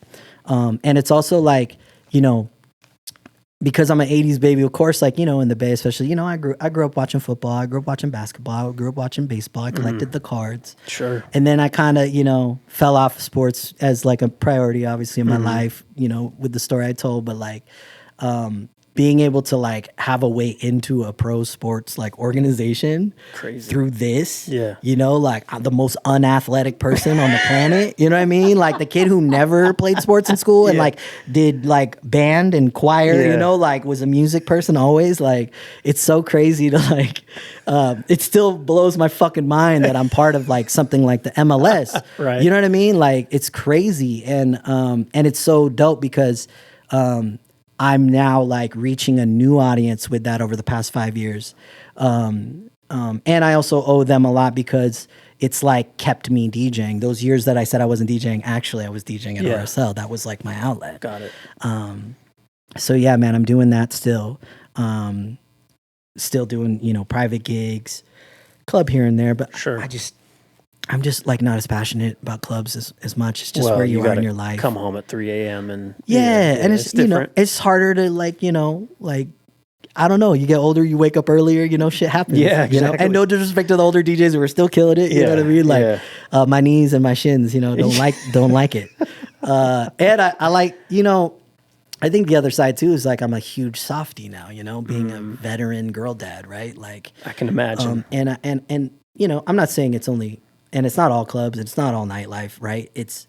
But you know, it's like you start to think like, what are you contributing in, and what is it really doing, right? Yeah. And obviously, you know, we all have personal opinions, and you know, I've seen things, right? I've played at clubs where gunshots have gone off. Yep. I've had to duck, right? I've played at places and then heard later down the road or saw on Google reviews that someone got raped or hurt, you know, or killed. Yeah. And so I tend to gravitate towards, you know, my interests and what makes me happy. And like, you know, once again, playing for ourselves, like it's like a family event. Right. I could bring my 5-year-old. Yeah. And she loves it, right? Yeah. And the fans love it. They hit me and they're like, yo, we see Emma playing Roblox next to you on the big, you know, you know, like That's dope. those are the moments I love now. Yeah. You know, I love DJing for that shit. Yeah. You know, I also, like you said, I love that the gigs end at 9. I love daylight. Get my old ass in the bed at 10:30 and wake up at there ain't 7. nothing wrong with that, dog. Yeah. Like, I love that shit. Yeah. And I'm open to more of it this year. So, Yeah. you know, if you're watching right now and you want to collaborate, you want to do something creative, something fun, little jump off, whatever, man, like, let's talk, you know, reach out, because I'm available. Yeah. I'm also, you know, still looking for other avenues to go into. You know, I've got my LinkedIn right now. There you go. You know, like, that's I mean? the thing, right? Yeah. Like this being with something for so long, like you're out of like the game of like how to apply for jobs Right. and like getting your resume correct and like, Especially how much it's changed in those years. Bruh, once again, shout out to Bree. Like, she's like always been my professional, you know, partner. And, you know, she got me right. Like, she was like, wait, you don't even have a LinkedIn, bro? Like, what are you doing? You know what You're I mean? like, MySpace? Yeah. That's how I got the last job. Exactly. But yeah, I've been you know, trying to have conversations, applying for this and that, and obviously my love for music still stands today. So, you know, I've been looking at, you know, streaming platforms, talking with people I know who know people there, trying to get interviews, you know, this and that. So, but right now, you know, it's once again, the DJing has been at the forefront. Yeah. And also, having the extra time to, like, you know, part of my story was that we didn't talk about was my 2 older daughters, at kind of the middle point of their ages, like they're probably like 7 and 10, something like that. Their mom was able to move out of state. And so our relationship became long distance. And so I missed a lot of moments, you know, as a father. Yeah. And this free time has really been beautiful in that aspect, because I now, you know, have a 5-year-old, like I said, who's full time with me, you know, and my wife, and I get to wake up with her every day and get her ready for school and get the cereal going and, you know, take her to swim and take her to dance and see her be a kindergartner and seeing her learn how to read for the first time. And, you know, that, like, and I've been able to step up for our, you know, for me and my wife as well, because she has a very demanding job, and Got it. And she's leveled up at the same time, at the same like timeline. So it's almost like, in a way, like, been important that I've had this time, you know, to be able to be there for our daughter and do what I can do. That's awesome. Everything, you know, people believe in different things. You know, some people are religious, some people aren't, some people are spiritual, some people aren't. But I truly believe things happen for a reason. Me too. You know what I mean? And for you to get those moments with your daughter now is, I mean, just being a father myself, my son being 4. Yep. Like, You know. you want to hold on to him forever, and it just, everything goes by so fast. So fast, bro. Yeah. I mean, she's lost teeth. You know, like, she's crazy. Proud of her permanent teeth. Like, it's wild, bro. Yeah. It's wild. But yeah, I've been. It's always been my number one thing in my life is being a father. Obviously, 'cause like I said, I made that choice. Right, I'm gonna be a dad. Yeah. You know, at 17, Yeah. and that's always been the best part of my life. And so, yeah, man, to have this, in a way, quote unquote, second chance, right? Yeah. I'm not gonna waste it. Yeah, no know? doubt. I love that. We're getting close to wrapping up, okay. right? All right. What I want to do before, I always ask these. I call it rapid fire. It's not rapid fire questions. Okay. A lot of them need context, but before we do that, tell people where they can find you. Oh yeah, so just at Erockalypze, EROCKALYPZE. I know it's the hardest thing to spell, but it's also so unique. So you start typing some of the letters, it'll come up. It'll pop up. It just pops up. I like to post on Instagram and YouTube, also on SoundCloud. I'm on Twitter. I don't have a Facebook. I also have a TikTok, and it's all the same. Easy enough. Yeah, man. All right, these questions usually start out easy, right? So the first one, you have 24 hours to live. What's your final meal? Ooh, that's hard because I love food. Yeah, I remember. And by the way, I don't want to call them, I'm some snooty foodie. Nah, man, I ate a Totino's on the way here. You know what I'm saying? Like, I love food. You know what I mean? Like, my last meal, I would say it would have to be a Filipino dish called nilaga, which is like a soup with beef and like it's like a stew kind of. Okay. But it's like got a real broth to it. And Filipinos eat everything on white rice, so there has to be a white rice element, like a jasmine rice or something like that. Okay. And then some kind of Filipino dish. But that's hard for me to answer because that's comfort food. I think like in my last moment, I'd want comfort. Yeah. But obviously, like, oh my God, there's just too much. There's too much deliciousness in the world, bro. I feel you. I love dim sum. You know, that would be probably like if they couldn't get that. You know. Yeah. A lot of shit. What are you drinking? Probably like a coffee. Might as well be a little wired. I love before. teas. I love teas. Maybe a tea or something. All right. I'm not a huge alcohol drinker. I suffer from gout, and alcohol really aggravates it for me. That's like a real trigger. I've pinky up. Like wine doesn't affect it as much. Oh, there you go. My wife's into wine, so we'll drink wine together. And okay. But like anytime I get into beer or anything, unfortunately, as much as I like it, got it. Yeah, it fucks me up. My father has that issue, but he just doesn't give a shit. Oh yeah. And believe me, I'm not supposed to be eating as much pork as I ate this week, but I just take a lot of pills. Got it. Next question: favorite venue to DJ at? Oh boy, I'm gonna say the RSL Stadium. Yeah. It's hard though, because like, for example, I have so many great memories. One of my favorite venues for my birthday parties was the Depot. Mm-hmm. It's just a good size. There's no bad place in the room. Yeah. Sounds good because it's small enough. Yeah. And just so many memories made. I love that. So probably between those two. Okay. Yeah, that works for me. 3 essential albums you think everyone should hear? Can I pull my phone out? Yeah. I need some remembrance here. It's been a lot of years, guys. You know, this is also a tough question for me, only because, you know, it's like when people ask, who's your favorite artist? It's like, yeah, what? Yeah, for like, what mood? And what am I looking for? I can't answer that. Yeah. 3 albums. So, you know, I struggle between Midnight Marauders and The Low End Theory. Okay.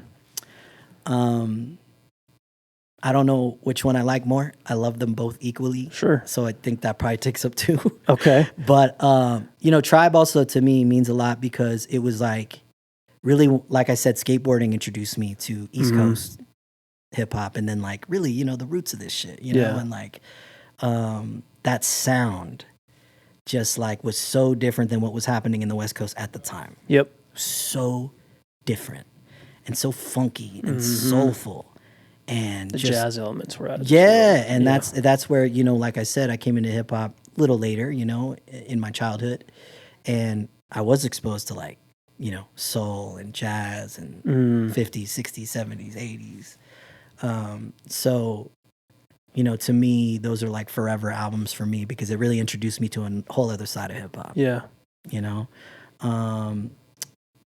Oh, you put me on the spot, man. Because, you know, what's crazy is like radio, obviously, like when you're in programming, it pushes you into specific singles more than anything.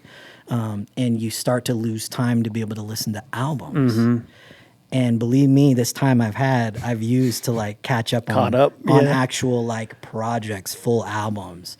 And there's just so many, you know, that are just so beautiful in their own right that I don't want to leave out. Okay. You know what I mean? Like, we'll stick with Tribe. But I think those, like starting there, like to me, especially like for people who are fans of hip hop even today, like, you know, youth especially, right? If you haven't listened to those kind of artists, fall down those streaming holes. Like, create a radio station out of that album, and then it'll find take you out where everywhere. it takes you. Yep. I love that. Favorite movie? Ferris Bueller's Day Off. Perfect. All right, you're executive producing a song, just a song. Okay. I need the main artist, someone to do the hook, and then the person doing the beat. Whoa, this is a crazy question. Whoa. Okay.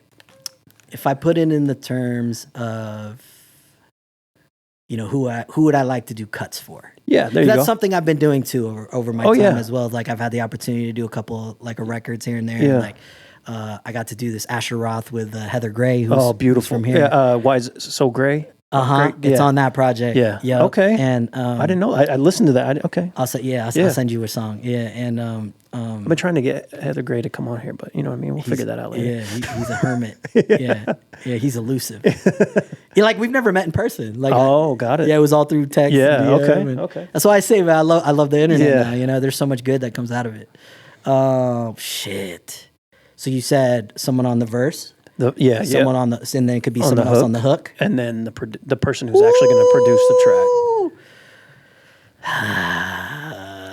I love these questions for people who really love hip hop. You know what though, man? Like I'm going to be very specific. And it's kind of weird answers, right? Because I think the Neptunes mean a lot to me, and like you know Chad being Filipino, and just that era, right? Was so ill to me. Yeah. They come to mind first, obviously. I think that's just legendary to work with them. Yeah. And like I said, like I think Anderson could do some crazy shit on a Neptunes beat. I think that's wild to think of. And hook wise, who comes to mind? You know who I'm a big fan of is actually Kehlani. I'm a big fan of Kehlani because she's from Oakland. You know, she was like the first to like in her like class to like get a Grammy without like a major record label or anything like that. I think she's super underrated at times. And for sure. You know, just because she doesn't have like #1 Billboard hits, like doesn't fucking mean like R&B right now, I think, is chock full of just incredible talent and artists. It's also just where I lean musically, personally, taste-wise these days, like these past few years, and it influences my DJing. You know, if you're like a nerd, like I'm more of like a rhythmic, soulful, like funky type cutter, and you know, like than just like all out barrage crazy cuts. You know, like which I respect, right? I don't know, random group of people. No, that's perfect. That just comes to mind right now. I love when you get the every now and then you get like the Neptunes are producing this song for so and so, or you can tell. Yeah, or like the Neptunes are working with Snow Allegra on this. It's like that's what I'm saying. That's what I'm saying. All right, this is gonna be tough. I know it will, and maybe not. I love that you're tough. Yeah, this is good. Your Mount Rushmore of DJs. Woo! Well, my all-time hero, I would say, is D Styles, the Beat Junkies, originally Invisible Scratch Pickles. D Styles is like an alien. There's no one like D Styles. No one. And he literally, to me, like, is up there with any name you could say when it comes to technically. Yeah. And just like shit that you'll never figure out how to do. You know what I mean? And just like, and it's also like his evolution I've seen of him like progress as a DJ and who he's become now. Yeah. because there are points in his career where it's like crazy out of control, fast speed, whoa kind of turntablism, and then now is like just funky and just what you know what I mean, like all at the same time. And once again, Bay Area dude, Filipino, just one of the illest, and still to this day, still putting out vinyl, still doing cuts on records, right? All of it, you know. I love. I have loved seeing Craze at the same time. Same thing, right? And his uniqueness, and these are just the goats, right? During the DMC days of like. They were literally told to stop competing, right? You'll never not win. Yeah. You know what I mean? Like, like no one's fucking with them. That's like, these are the guys that come to mind, right? Like, but like, and I know I'm naming like kind of like household name DJs, for a certain era, and have like, it's not about their popularity, right? Or anything like that, but they've, grown into, look at what A-Track, look at A-Track. Yeah. The videos I'm talking about, I have the 8-track tape, right? Still where like he's like literally 12 or something. Right. I mean, like, you know what I mean? Yeah, like it's crazy. And he was up there doing wild shit, shit that like no one had seen as well. Yeah. And gaining respect. And so, those guys, I think obviously Jazzy Jeff is just like, he's like the foundation of the shit. Right. Like I still love falling down YouTube portals of like old Jazzy Jeff, Will Smith shit. Yep. And just like him today as a DJ. And like, it's like, you can't even say like he's like the old guy, like you can't. Because, like, he could still rock today's party. Exactly. Like no one else. Music he could do shit from the 60s all the way to stuff that's coming out now. Bruh. And it's always feels fresh. Yeah. And it's never the same. And, like, I just popped into his live yesterday, like, randomly. And I was like, I've never seen him do this. Yeah. Like, still, to this day. I want to do a random one. That's my last one. Okay. Jose Melendez, who was a big radio DJ in my upbringing, who did a show called The Wild Workout at noon on Wild out in the Bay, which is now like a pop station. But before it used to actually be like a rhythmic hip hop, but like very DJ heavy competition to KMEL, which is like the hip hop station there, right? Like even... Biggie and Tupac shouted out KMEL, right? Like, I want to shout out Jose Melendez because he used to do that show and it totally broke regular programming. It was high energy, freestyle, house. It was like everything that was popping in the clubs at that time in the 90s. And like a lot of the records and artists were from the Bay. Like they're like, when I said earlier about like, lack of Asian representation in music, 90% of that mix would be like Filipino singers. And like, it was like records that were very regional. Got it. It's like when people think of the Bay, they just think hyphy. They think, but there was that before that. Okay. And it was like basically like dance clubs, but like, the music was crazy. My first daughter Kylie was named after a group called Kai. K-A-I. That's why we spelled it K-A-I-L-E-E.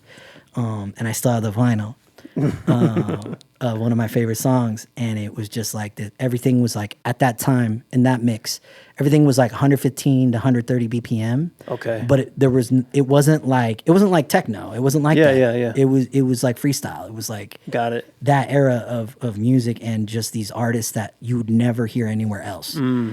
And they would carry them only in the Bay at those record shops. Jeez. You know what I'm saying? Yeah. So like, I want to give Jose Melendez his love that nobody really, today kind of knows because he's not on the he hasn't been in the radio for a long time. And he's not like, an internet nerd or nothing. Right. He doesn't care about social media. But man, that dude influenced me heavy into wanting to become a DJ. Man. Because his was the first real mix show on radio that I was like, damn, that's dope. Like, Yeah. he's doing something that no one else is doing at noon Yeah. for a whole hour on vinyl, like I said, on 3 turntables, bro. That's crazy. Doing live flips and Yeah, I love that. all that shit. I love that. You get 2 minutes to talk to your 18-year-old self. What are you telling 18-year-old E-Rock? Yeah. You know, I guess like easy answer would be like, you know, some cheat codes here and there. But Yeah. like, I don't know, man, because I feel like I've thought about this question before and I don't know if I want to give up cheat codes to myself. You know? Yeah. I know I'm dancing. Well, no, but I'm not on purpose because it's kind of like, you know, you are who you are because of your experiences, whether they're good, bad, whatever, if they're even horrific and terrible, you know, like it's kind of like, do you really want to give yourself that warning? You know, do you not want to experience that? Like looking back, you know, but I guess in a way too, what comes to mind is something along the lines of like, be unapologetic in all things. I wish I had that cheat code in so many points of even stories we've talked about. Yeah. I love that. If I just held to my gut and my heart and was like, no, fuck you. Yeah. No. Yeah. No, we're not. Yeah. You know, I would tell myself that like at 18. Yeah. Like, yo, man, don't let these motherfuckers push you. Don't let them corner you. Don't let them bully you. Don't let any of that shit slide. Yeah. You know, just like most people, right? Yeah. Wish we could go back and make those choices. Yeah. But I mean, yeah, you know, all your life's experiences turn you into what you are now. Yeah, you feel me? But yeah, I just love that question because some people have an answer of like, don't get involved with so and so. Oh, and hey, believe me. I got a couple of those I could shout out. That's a good answer. All right, man. Last question. Yeah. So you're putting on this is your dream concert. You don't give a fuck about selling tickets to anybody other than this is for you. You get 4 acts, Okay. dead or alive. I need to know the acts and I need to know the order. Because you as a DJ understand how important the order is in a show. Whoa. I think Michael Jackson's got to be in there, dog. He has to. Somewhere. Somewhere at the top. Yeah. Because I never saw him live growing up, same. right? Like, and what a fucking legend, bro. And just how much it has influenced everything we've talked about and more. And just the accolades and in the time that it was, you know, like, and just like people fainting around him and shit. You know, Crazy. It's like an era, bro. Like, you know what I mean? Yeah. Like, and I'm, you know, no matter how you feel, like I'm a lover of his music. And so he comes to mind.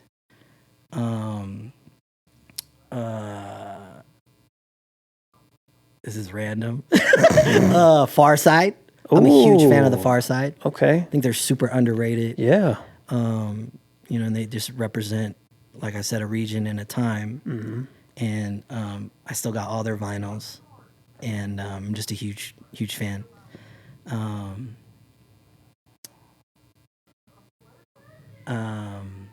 While you're thinking about that, Yeah. if you can hear these people in the back, I apologize.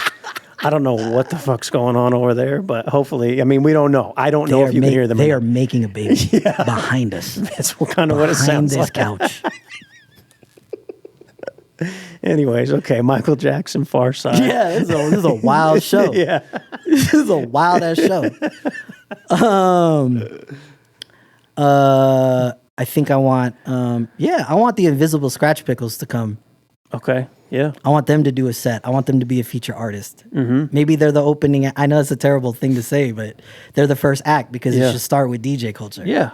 No doubt. And like anytime they've gotten back together, it's been so special to watch on, you know, YouTube and just people who have been able to, you know, and by the way too, like, you know, talk about turntablism and these OGs, right? Like, worldwide, there's, you know, I mean, I would say arguably those guys are getting booked more out of the country Yeah.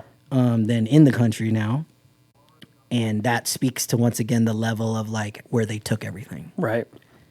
You know, pre-internet, pre-festival, pre-digital DJing, all of it, right? And I just want to pay my respect Yeah. to these guys and include them in this weird ass show with Michael Jackson. The Far Side. And I just want to see Fife alive again, man. I want Fife to come back to life. Yeah.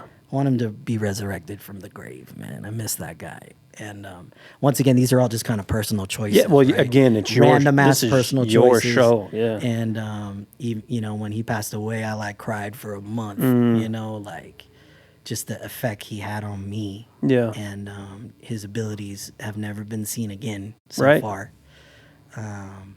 Okay, there you go. That's perfect. There you go. I love that. I'm buying a fucking ticket. Sponsored by Will Wonder Podcast. Yeah, and there you go. YouTube channel. Yep, the Will Wonder Pod, Bump All Box, right. Real Salt Lake. We're all sponsors in this. You heard it first. All right, bro. Will, this has been so much fun, man. It has been a lot I don't of mean fun. to cut you off, bro, but No. I just want to say, man, thank you for this conversation because Yeah. I got to talk about things I've never talked about. Thank you. We cleared up our beef. You know what I mean? So Now we funny. can be in the same room. So funny, bro. Poor Dre. Dre's Yeah. probably so confused. Like, all you this cool with stuff. them? Yeah. You're like, yeah. I don't. I'm like, am I not? Yeah. Did I do something? No, he didn't, y'all. No, he didn't. But I want to thank you, bro, and say that coming from how much I know this takes to do, I also want to say this, man. To be dedicated over 100 episodes of something, anything, and to start now this part, right, of what you're doing, clearly you have a passion and drive for this shit, and I respect it, and I love it. Thank you. And it's a same, right? It's the same thing. Yeah.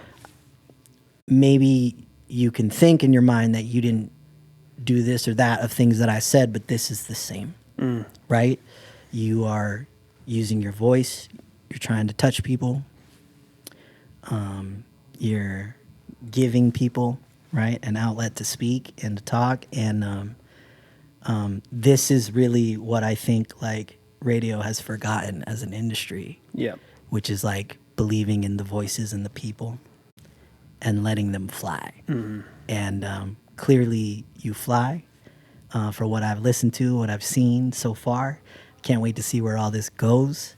Holler at me anytime, bro. Whatever, however, I'll vouch for you, whatever. Thank you. However I can help. Let's get more creative together. Yeah. Let's do some DJ shit together. Yeah, come I'd over love to that. Come over to the crib, bro, and let's just fucking have fun. Yeah. And hit record sometimes and see what happens. Yeah. And let's do more together. But yeah, man, thank you so much. Thank you For having me, brother. Appreciate you, bro. Yeah, man. And there goes your fucking I've ears again. killed everyone. I'm clearly been out the game. I better get out of here. Appreciate you, bro.